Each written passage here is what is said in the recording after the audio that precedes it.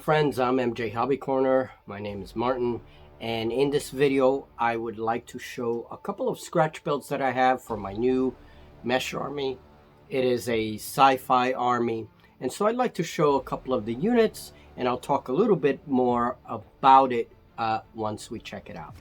It's been a beautiful day today, and so while my studio is not officially open, it's gonna open very soon, hopefully if the weather keeps up. So I'm working in here today. It was great, but unfortunately weather's going to get cold again. It's going to drop dramatically after this weekend. So I'm taking the opportunity to do some work here. All right, let's go check out this new sci-fi mesh army. All right, so I finished this unit this morning. I started this a couple of days ago.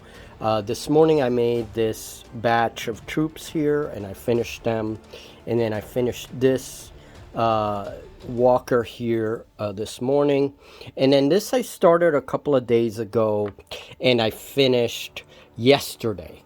And this is a one of the first mechs for this army. Okay, and this is all for mesh armies. This is 6mm mesh. So this is a big walker. This is a really big unit. Then I have this other unit here, which I modified a little bit, and I'm repainting it, and it's going to be repurposed for this army. This is a hover transport, and you can see the moving weapon there. It has a couple of weapons, and this is going to be a transport. And then we have this guy right here. This was a design that I decided it this way instead of the usual backwards chicken legs for these kinds of walkers. I just decided on something different. Designs are pretty much arbitrary. They're very subjective. And so, you know, whatever you want to do when you're building this stuff is fine. And then this is the new sci-fi troops. Now there's a couple of differences with these little sci-fi troops, and that is that they do have some backpacks. Okay, they're a little thicker than normal. You can kind of see that there. Like you can see it over here in this one. You can see it there. All right. There's a few that you can really notice it on. But basically, yeah, these are going to be my sci-fi troops, right, for 6mm. And I decided on this color just to make things a little different, so they're not all so drabby. I'm going to make some jump troops as well. So we also have a couple of transports in the background. Those are the older ones, and these transports will also serve some of these armies. Okay, let's talk a little bit about making the mechs for this new mesh army. So the tools for this project, for this little army, includes tweezers, also pliers, because I use paperclip wire for the legs, and then of course a wire cutter. Now in Scratchbuilder, whenever I write these projects up, whenever I write these tutorials, I always include a list of material these days, a list of materials and also tools. So I'll be sure to write that when I'm ready to elaborate on this project. Now basically, to make these walkers, what I do is I have a wire armature here. These legs are wire armature, and it's connected. It's all one piece. Both legs are one piece. They've been bent with the pliers to form the framework for the legs. Now, these pieces that you see here are Q-tips. These are Q-tip bits that I cut in order to glue to the wire and be able to develop the body. It's a fairly strange shape. That's the way I wanted the walker. These arms are not wire. They're actually Q-tips. and I shaped them in such a way that they go into the body of the walker. And the body itself, this top portion is mesh that's layered and then skinned with index card. So all of these like smooth pieces you see are all index card bits. Okay, and the walker is in a, like, it's turning its waist, and that's why it's in an odd position. Now in there is a seed bead. That's for making necklaces. That's what connects the top portion to the bottom portion of the mech. And what I do is I work on the bottom portion first, and I work my way up. These rocket launchers, I found a new way to make rocket launchers for mechs, and that is by joining the heads of two cable ties. And then I just keep a little bit of the piece of plastic there and join them together, and that's how I make these rocket launchers. I will have a lot more detail in Scratchbuilder. Now this piece was an older model. This is wood. This is actually made out of craft pins or clothespins. I still have to paint it a little bit. And then I modified the turret so it still moves, but it's a lighter weapon. And this is because this is a transport. And I haven't finished painting it yet. So I'm repainting it for this faction. But that's wood, so that's not mesh exactly. Now, same thing with this. This thing, this was the shape that I started with for this walker right here. That bottom shape of the torso, that is actually this shape here.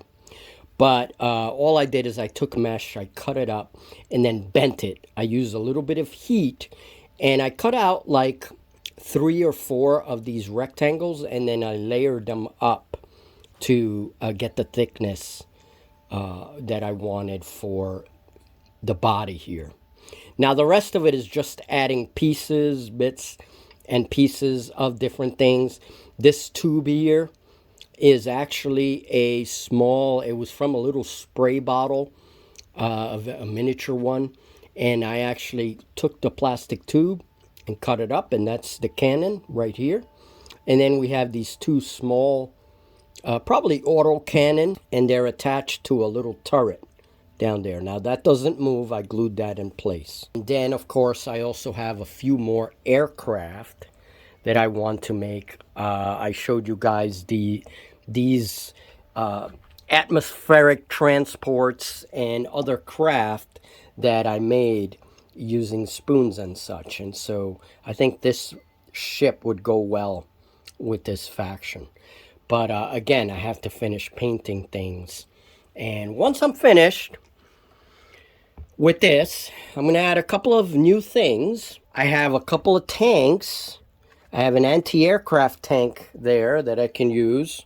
And I have this anti-aircraft unit. Now, they're not the colors that I want them. I think I'm going to put this in another faction. Okay.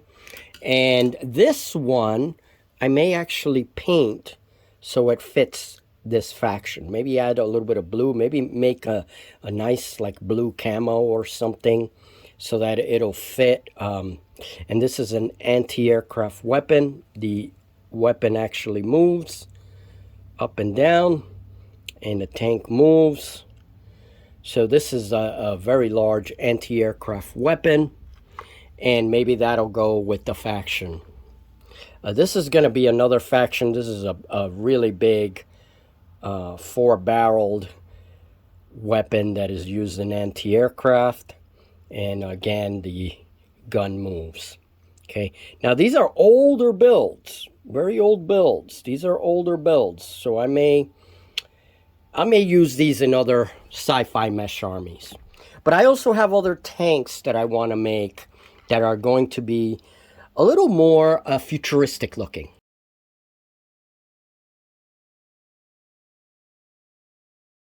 And now I just want to show these ships that I built. I'm not going to talk about the lore.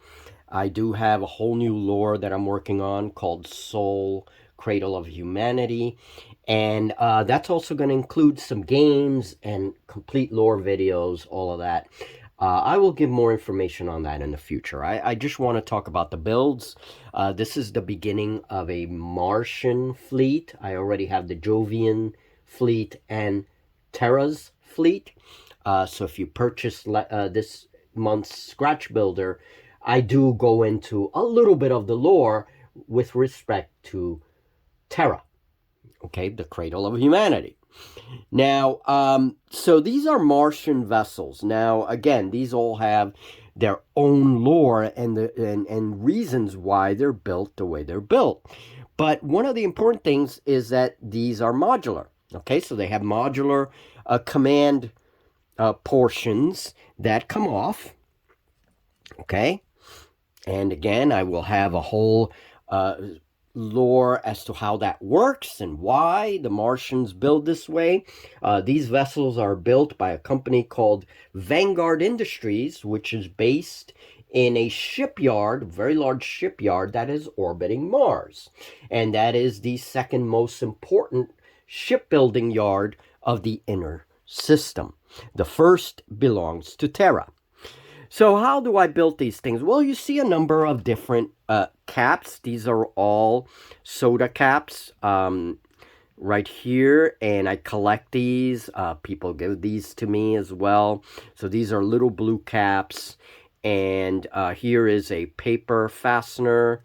That's one of the command centers. When the actual command module separates, this takes over and it moves the whole cargo section into a dock. Right now, I am going to add other details, like there's going to be like a hatch in some of these containers, and basically we're going to have some robotic arms. Maybe they'll be folded in place, so something like what the space shuttle would have, and that would help unload whatever cargo's in there. So this is the cargo and engine section.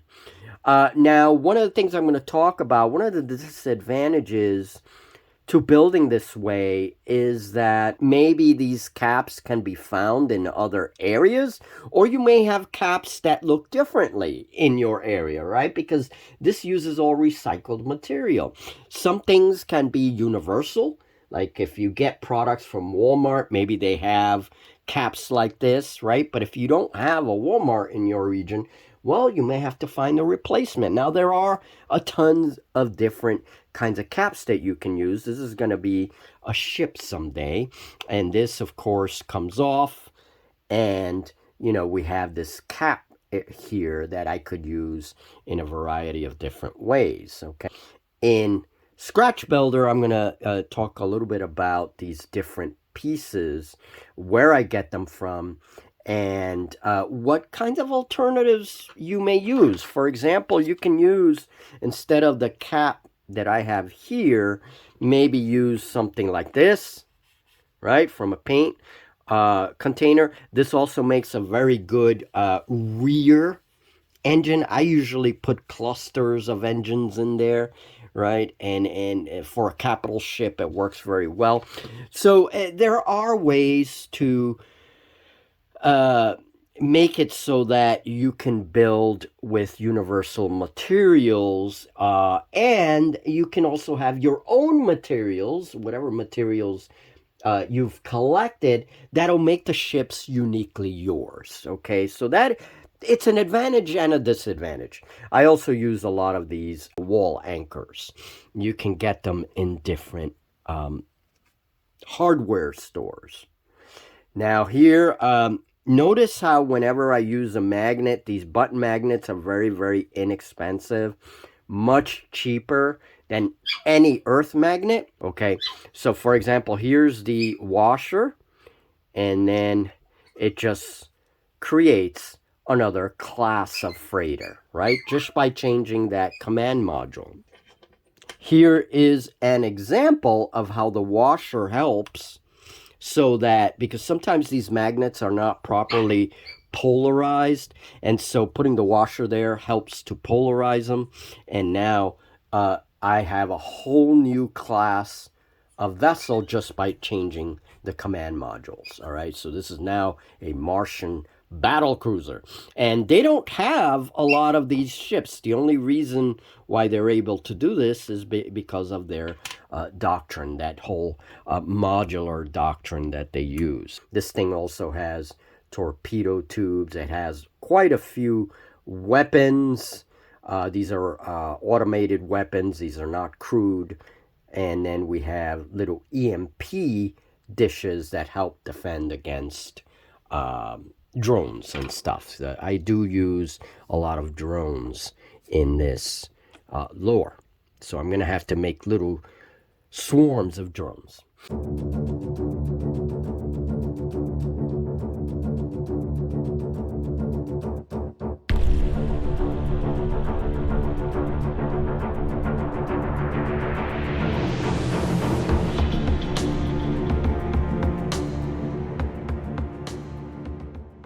Well, that's it, guys. For those of you interested in mesh armies, I'll have more videos. I'll have more updates. My full tutorials are in Scratchbuilder Monthly. That's where I put a lot of tutorials. I've taken lots of pictures of all the different steps for these mechs. And I will also discuss the project. What games I plan on using them for, and other things like that. So any of you that have recently purchased Scratchbuilder Monthly, you know that in the last issue I put a lot of lore about the Scratch builds. I am doing a lot of lore this year and coming up with names for different starships or different vehicles like that, and just incorporating them into my own lore. So Scratchbuilder has a little bit of that, as well as how I made everything. I think that makes it a little more interesting. So anyway, folks, thank you very much. I am MJ, and I hope that you like these little scratch builds, and I'll have more updates in the future. All right.